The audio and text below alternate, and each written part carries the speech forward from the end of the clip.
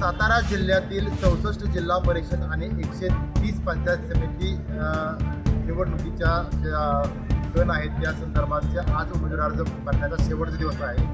मी कराडमध्ये आहे आणि कराडमध्ये सुद्धा 12 जिल्हा परिषद गट आणि 24 पंचायत समिती गणासाठी या ठिकाणी उमेदवार अर्ज भरण्यासाठी मोठी गर्दी झालेली आहे. विशेष म्हणजे स्वर्गीय यशवंतराव चव्हाण जो सभागृह आहे तो यामध्ये खूप मोठी गर्दी म्हणजे आणि महत्त्वाचं म्हणजे काय, पोलीस आणि प्रशासनाने योग्य ती खबरदारी घेतलेलीच आहे.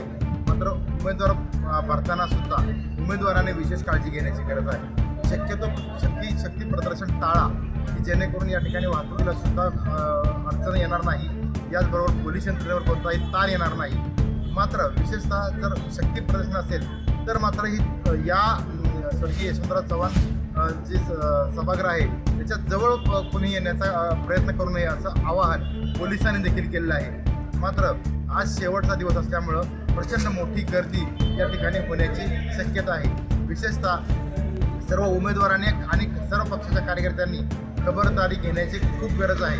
कारण आतमध्ये सोडताना पोलीस फक्त दोन सूचक, एक सूचक, एक अनुमोदक आणि उमेदवार असं 3च व्यक्तींना सोडत असल्यामुळं कोणाचीही निराशा होऊ नये यासाठी महत्त्वाची विशेष खबरदारी आणि सहकार्य पोलिसांना करावं असं आवाहन देखील प्रशासनाच्या वतीनं करण्यात येत आहे. विकास भोसले, यशवंत नगरी, कराड.